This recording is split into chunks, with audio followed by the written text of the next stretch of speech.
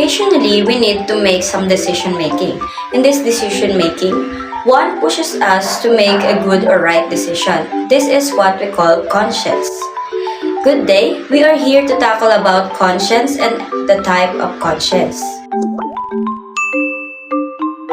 Conscience is a thinking process that focuses on one's moral philosophy or value system to elicit emotion and rational connections. For example, when a person does something that goes against their moral principles, conscience is frequently said to cause regret. Now, let's move on to type of conscience. Right conscience. Now, let's jump into the right conscience. The main philosophy of this type of conscience is doing good and avoiding evil. We are ensured and obliged to make the good or right decision in any situations. For an instance, Tricia lost her wallet while Gio helped her to look for it everywhere. On the other hand, Ellie didn't say something. Gio then saw the wallet in Ellie's bag. He didn't make a scene. Instead, he convinced Ellie to go to Tricia and say he's sorry and give back the wallet. Ellie then realized what he'd done and gave back the wallet to Tricia. Erroneous conscience. Erroneous conscience. Judge something incorrectly. When something is bad, you think it is good. And when it is good, you think it's bad. In this scenario is an example of erroneous conscience. She tried to steal the wallet from that girl. She did it because she saw a hungry woman that she wanted to help. So she did that thing. Erroneous conscience, in other words, is when a person does act something bad instead of good, so other thinks it is okay even it was done in a wrong way. Dubious conscience. Doubtful conscience means when you cannot choose between good and bad choices. Genevieve will conduct a report. Same day, she saw her classmate. Her classmate encouraged her to skip class. She can figure out what she'll do. She chose to stay and conduct her reporting, but at the back of her mind, she was doubting herself because she doesn't want her friends to hate her. The decision is good. The doubt still bugs her.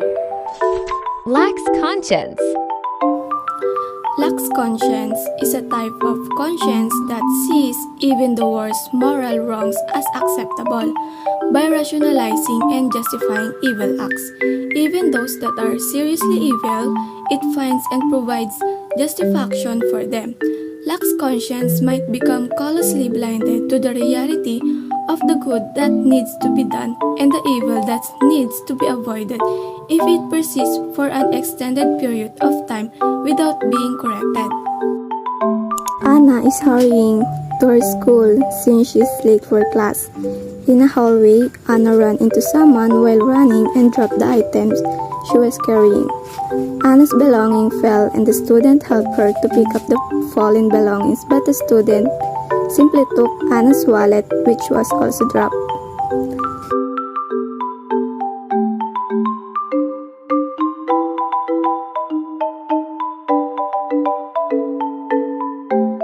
Scrupulous conscience. Scrupulous conscience is an erroneous conscience.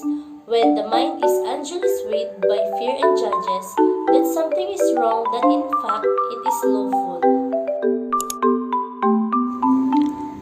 Second-year students are currently conducting their midterm examination.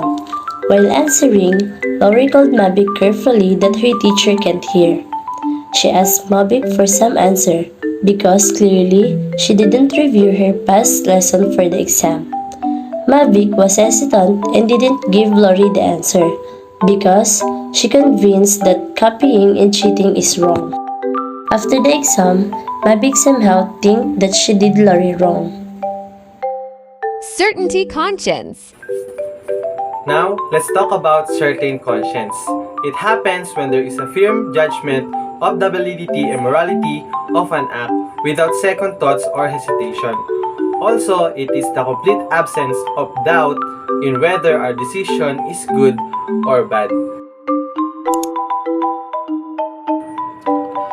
In example, we can see a student who's reviewing for the upcoming exam.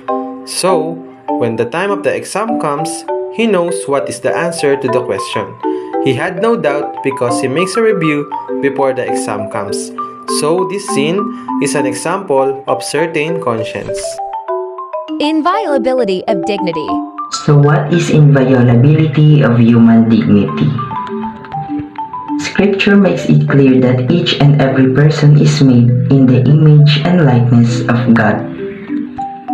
This radical claim is the source of our human belief in the inherent and inviolable dignity of the human person. So dignity is inviolable because no one has the right to violate or profane it. And also, our dignity is inalienable because it cannot be taken away by anyone. Even a person's sinfulness cannot cause his or her dignity to be lost. In the beginning of moral living is to respect the everyday. In conclusion, learning and understanding conscience and these 7 types of conscience is truly essential, since it can affect someone's life. Each type has distinctive characteristics that set them apart and inspire us to act on them. Moreover, we can evaluate our moral character, our actions, and ultimately ourselves using these types of conscience.